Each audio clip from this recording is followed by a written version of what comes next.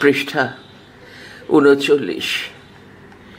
রাষ্ট্রবিজ্ঞান দ্বাদশ শ্রেণী same 3।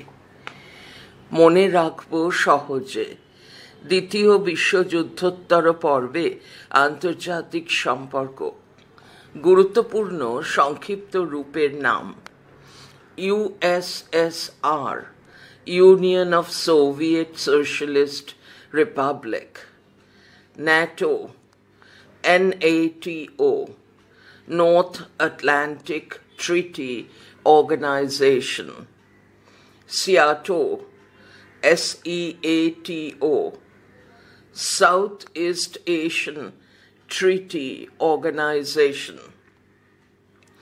CENTO, CENTO, Central Treaty Organization; NAM, NAM, Non-Aligned Movement; UNCTAD, UNCTAD, United Nations Conference on Trade and Development; LDCS, Least Developed Countries;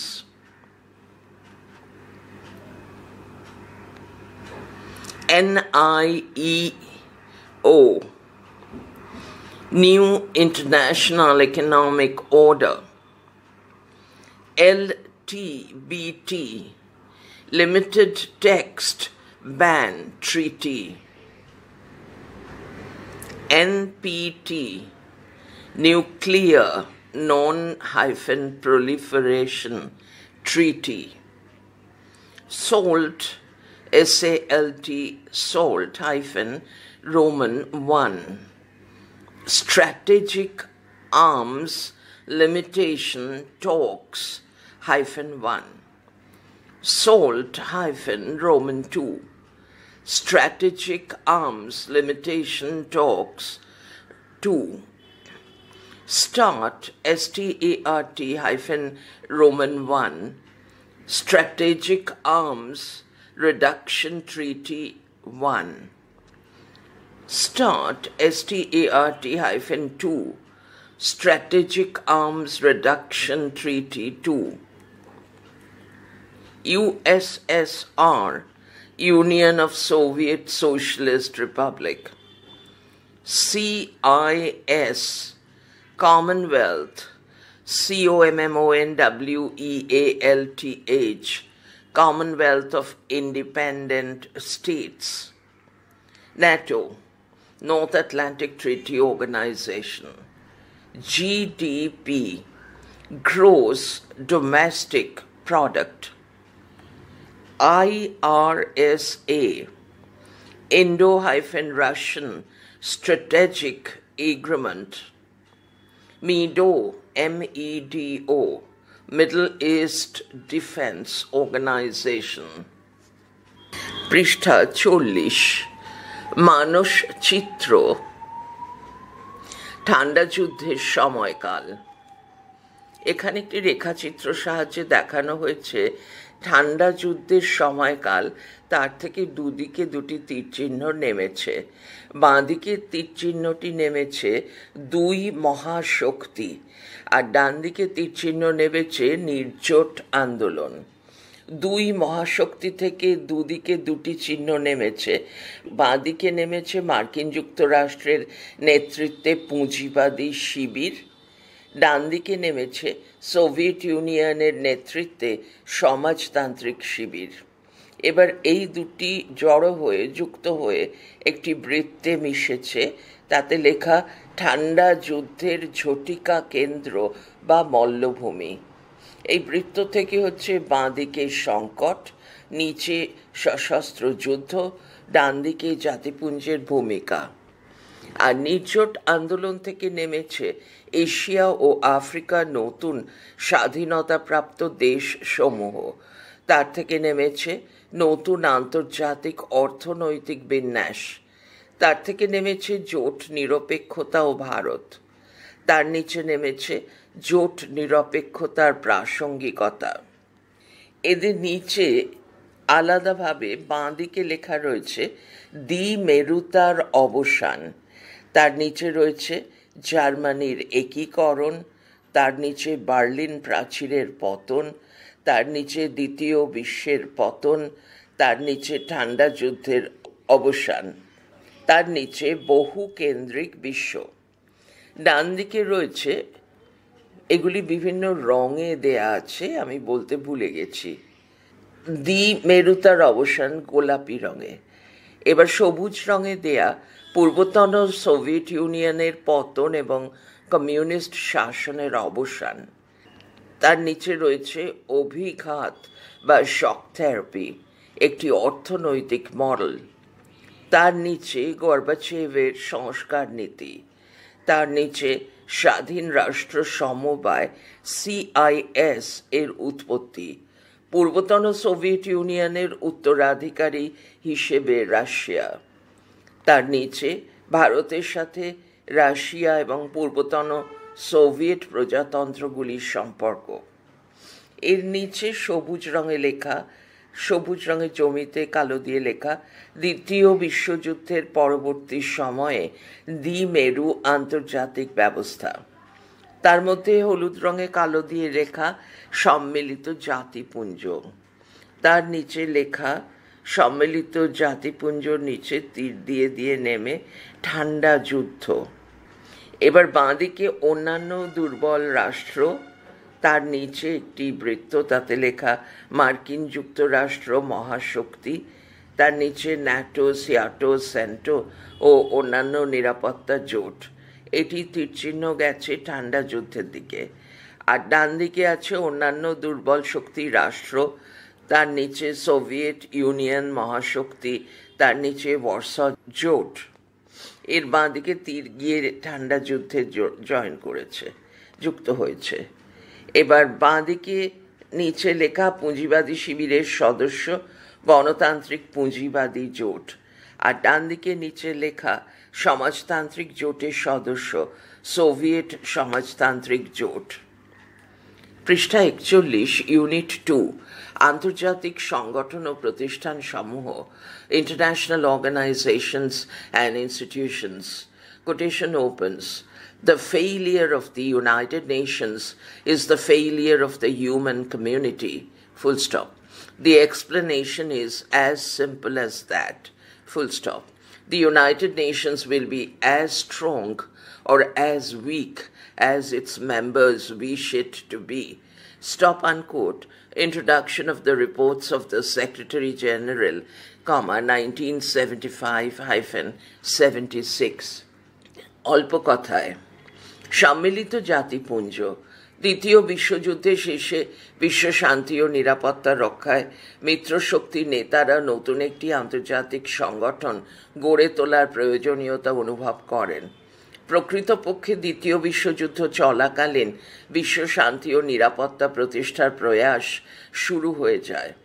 1941 খ্রিস্টাব্দের জানুয়ারি মাসে মার্কিন রাষ্ট্রপতি Roosevelt মার্কিন কংগ্রেসে যেসব নীতি ঘোষণা করেন তার মাধ্যমে জাতিপুঞ্জ গঠনের প্রচেষ্টার সূত্রপাত হয়। 1942 খ্রিস্টাব্দে বেসরকারি উদ্যোগে বিভিন্ন শিক্ষাবিদদের নিয়ে গঠিত একটি কমিটি যুদ্ধের সর্বনাশা অবস্থা থেকে পরিত্রাণের চিন্তা শুরু করে। 1943 খ্রিস্টাব্দে তেহরান সম্মেলন, 1944 খ্রিস্টাব্দে ডাম্বারটন ওকস সম্মেলন, 1945 খ্রিস্টাব্দে ইয়াল্টা ও সান ফ্রান্সিসকো সম্মেলনের মাধ্যমে বিভিন্ন রাষ্ট্রের নেতৃবৃন্দ ও শান্তিকামী মানুষের শুভেচ্ছায় জাতিপুঞ্জ গঠনের পথ প্রশস্ত হয়। এইভাবে দীর্ঘ আলাপ আলোচনা ও পরিকল্পনার পরে আনুষ্ঠানিকভাবে 1945 খ্রিস্টাব্দের 24 অক্টোবর সম্মিলিত জাতিপুঞ্জের উদ্ভব ঘটে। বিশ্বের 51টি দেশের প্রতিনিধিরা সর্বসম্মতভাবে গৃহীত জাতিপুঞ্জের সনদে স্বাক্ষর করেন। বিভিন্ন রাষ্ট্র ও জাতি নিয়ে গঠিত এই আন্তর্জাতিক সংস্থার প্রস্তাবনায় বিশ্ব শান্তির প্রতি দৃঢ় অঙ্গীকার ঘোষিত হয়েছে। জাতিপুঞ্জের সনদের প্রস্তাবনায় বলা হয়েছে যে যুদ্ধের করাল গ্রাস দুবার মানবজাতির জীবনে দুর্বিষহ সংকট সৃষ্টি করেছে, তা থেকে আগামী প্রজন্মকে মুক্ত রাখাই জাতিপুঞ্জের মুখ্য উদ্দেশ্য। সনদে উল্লিখিত প্রস্তাবনায় সম্মিলিত গণতান্ত্রিক মানসিকতা এবং বিশ্ববাসীর সঙ্গে জাতিপুঞ্জের ঐক্যের কথা প্রতিফলিত হয়েছে। প্রস্তাবনা হলো রাষ্ট্র বা জাতির সংবিধানের নির্দিষ্ট আদর্শের প্রতিফলন। প্রস্তাবনা সংবিধানের আনুষ্ঠানিক অঙ্গ না হলেও তার গুরুত্ব কম নয়। প্রস্তাবনা সংবিধানের মৌলিক প্রকৃতির ইঙ্গিত বহন করে। প্রস্তাবনার মধ্য দিয়ে সংবিধানের মর্মার্থ ফুটে ওঠে। সম্মিলিত জাতিপুঞ্জের সনদের প্রস্তাবনায় বিশ্ব শান্তির প্রতি বিভিন্ন রাষ্ট্র জাতি নিয়ে গঠিত এই আন্তর্জাতিক সংস্থার দৃঢ় অঙ্গীকার ঘোষিত হয়েছে। জাতিপুঞ্জের সনদের প্রস্তাবনার সূচনায় ঘোষণা করা হয়েছে, উদ্ধৃতি শুরু, আমরা সম্মিলিত জাতিপুঞ্জের জনগণ, উদ্ধৃতি শেষ, বা we the people of the United Nations নারী। প্রস্তাবনার এই ঘোষণার সম্মিলিত গণতান্ত্রিক মানসিকতা এবং বিশ্ববাসীর সঙ্গে জাতিপুঞ্জের ঐক্যের কথা পূর্ণভাবে প্রতিফলিত হয়েছে। যেসব লক্ষ্য সামনে রেখে জাতিপুঞ্জ গঠিত হয়েছিল সেগুলি হলো: 1. যুদ্ধ পরিহার।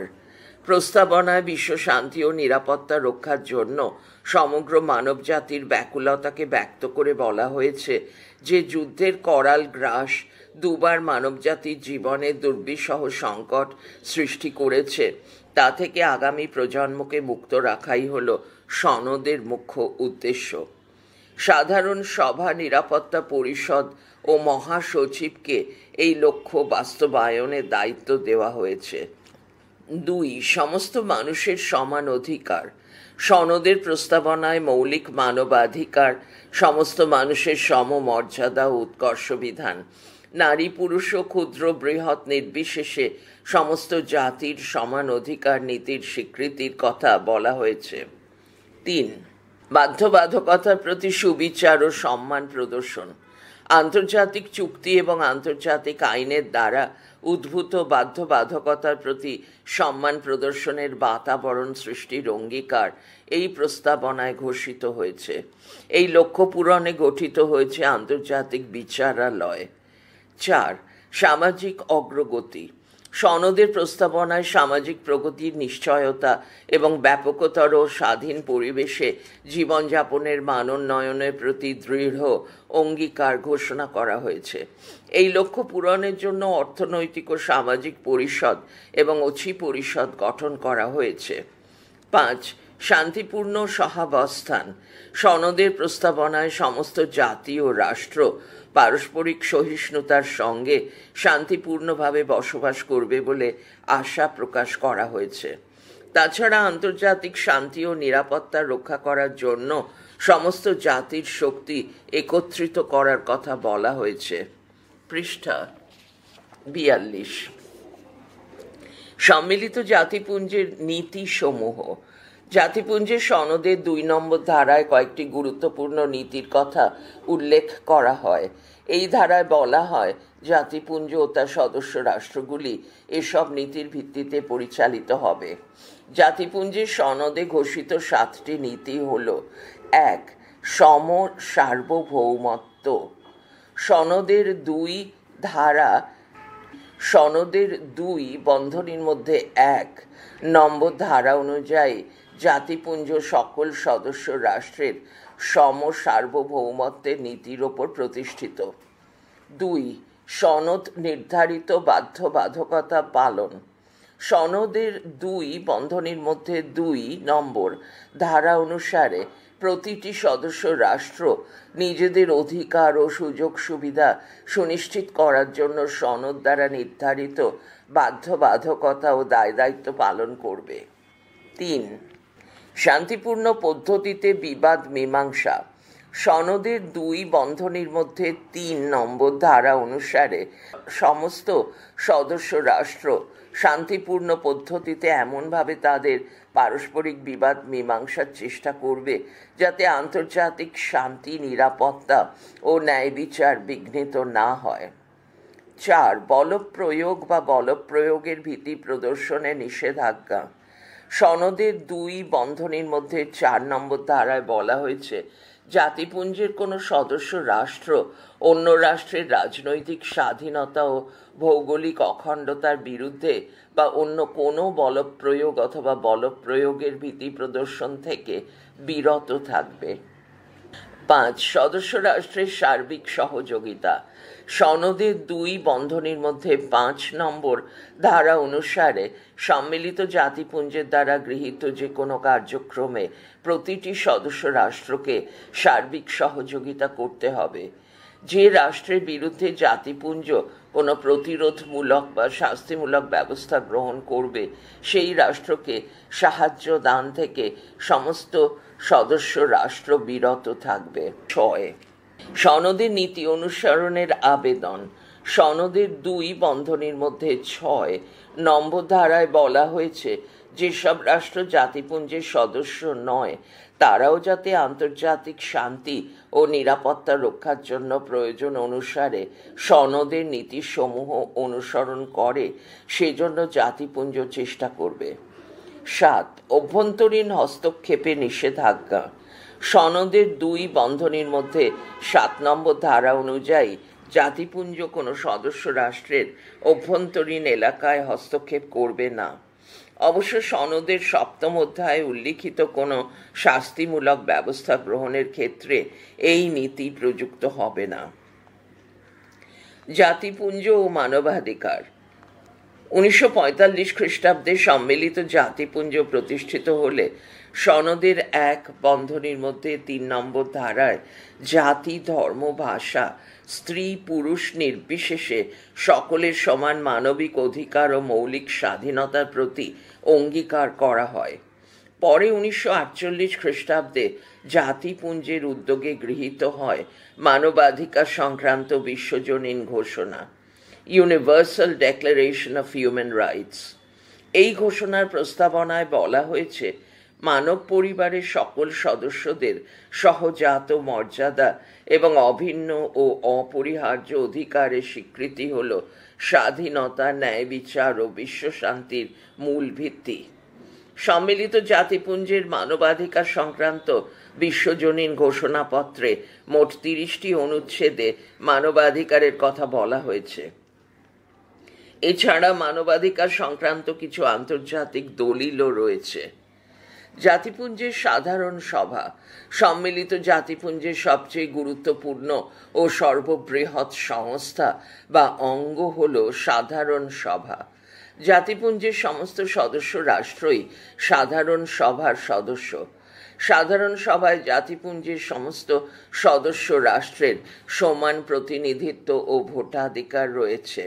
সাধারণ সভাকে বিশ্বের বিরাট নাগরিক জনসভা, town meeting of the world বলে অভিহিত করা হয়।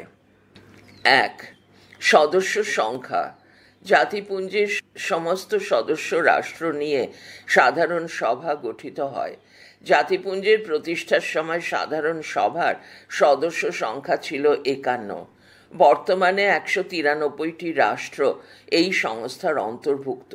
সাধারণ সভায় প্রতিটি সদস্য রাষ্ট্রের 5 জন করে প্রতিনিধি পাঠানোর ক্ষমতা রয়েছে, যদিও প্রত্যেক সদস্য রাষ্ট্র একটি করে ভোট দিতে পারবে। 2. অধিবেশন। সাধারণ সভার বার্ষিক অধিবেশন প্রতি বছর সেপ্টেম্বর মাসের 3য় মঙ্গলবার আরম্ভ হয়। অবশ্য প্রয়োজনে বিশেষ অধিবেশন এবং বিশেষ জরুরি অধিবেশন আহ্বানেরও ব্যবস্থা রয়েছে। 3. কার্য পরিচালনা পদ্ধতি। প্রতিটি অধিবেশনের শুরুতে সভার সদস্যরা একজন সভাপতি এবং 21 জন সহসভাপতি নির্বাচন করেন। সাধারণ সভার 7টি প্রধান কমিটির চেয়ারম্যানদেরও এই সময় নির্বাচন করা হয়।